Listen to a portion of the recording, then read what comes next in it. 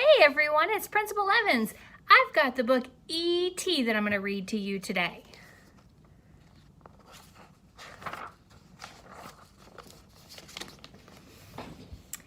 It was the week before Halloween. Elliot wanted to play with his brother Michael, but Michael said no. Come on guys, Elliot pleaded. I can fight goblins too. Just go get the pizza, Michael said. Elliot went outside and paid the delivery man. On the way back inside, he heard a noise coming from the shed. Elliot lived near a forest. Sometimes coyotes wandered into the shed, but these footprints didn't look like coyote tracks. And coyotes don't roll balls to kids. It definitely wasn't a coyote. Elliot tried to tell his family, "There's a goblin in the shed, a real goblin." "Where's the pizza?" Michael asked. No one believed Elliot's story. The next day, Elliot went beyond the shed and into the woods to look for the goblin. He saw people with strange equipment searching for something. Were they looking for the goblin too? If they found it, what would they do to it? Elliot had to find the goblin first. That night, after everyone was asleep, Elliot left a trail of candy from the shed into the house, up the stairs, and into his room. It turned out the goblin liked candy. The next day, Elliot introduced the goblin to Michael and then to his little sister, Gertie. Michael and Gertie quickly realized what Elliot had learned the night before. The goblin was kind and very smart. The kids were excited and curious about their new friend. He seemed too nice to be a goblin. "Maybe he's a monkey," said Michael. "I don't like his feet," said Gertie. "We are here, home," Elliot said. "Where are you from?" The goblin pointed up at the sky. Then he used his powers and some fruits and vegetables to create a model of his solar system. The goblin wasn't a goblin at all. He was an extraterrestrial, an alien from another planet. Elliot called him E.T. for short. Meanwhile, the people looking for E.T. were getting closer. The next morning, the kids went off to school. Their mom was leaving for work, and she heard a noise coming from the closet. But when she opened the door, all she saw were stuffed animals. After she left, E.T. had the house all to himself. He went exploring. First, he made friends with the local wildlife. Then, he got something to eat.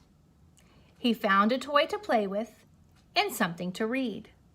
He watched the television and learned about Earth forms of communication, all of which gave him an idea. If only he could find everything he needed. When Gertie came home, she taught E.T. the alphabet. B is for balloon, she said. B, E.T. said. "Yes," Gertie said. "B, good." Elliot got home not much later and found E.T. in his closet. Gertie and E.T. were playing dress-up together.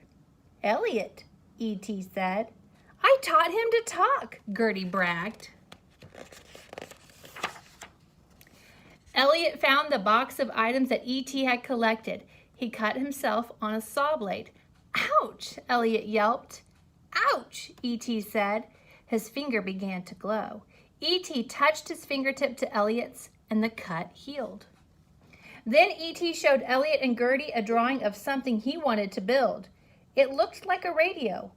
"Phone home," E.T. said. E.T. worked on his radio all night. Meanwhile, the people who were looking for E.T. were getting even closer. E.T. wanted his family to find him and take him home. But he had to hurry. E.T. wasn't meant to live on Earth. He was starting to feel sick. The next day was Halloween. It was the perfect time to get E.T. into the woods, where he could use the radio to send a clear signal home. Michael and Elliot pretended that E.T. was Gertie. Off they went, into the streets in broad daylight. No one suspected a thing. Some of the costumes made E.T. think of home. Away from other trick-or-treaters, Elliot and E.T. got on Elliot's bike and headed into the woods. When the ride got too bumpy, E.T. took over. Together they rose off the ground and soared through the sky. They landed in a clearing and assembled the radio. E.T. pointed it towards the sky, and they sat down to wait. Elliot woke up cold the next morning. He and Elliot had been in the woods all night. By the time they got home, the people who were searching for E.T. were at Elliot's house. They were scientists, and they wanted to learn about E.T. They put him in a box to bring him to their lab. As Elliot was saying goodbye, E.T.'s chest started to glow. "E.T., phone home," E.T. said. "Does this mean they're coming?" asked Elliot. "Yes," said E.T. Elliot knew this was his last chance to help E.T. While the scientists were busy packing up their equipment, Elliot and Michael snuck E.T. out of the house.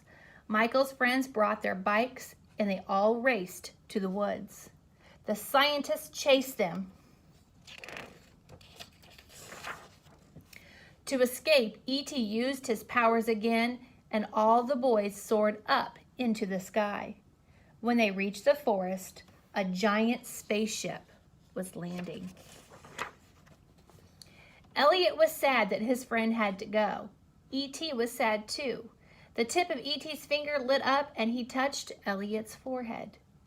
"I'll be right here," said E.T. Elliot knew he would always remember their extraordinary friendship. I'm glad you guys chimed in with me today. I can't wait to see everyone again. And all my Mark Twain students, hit me up on Facebook, okay? Bye.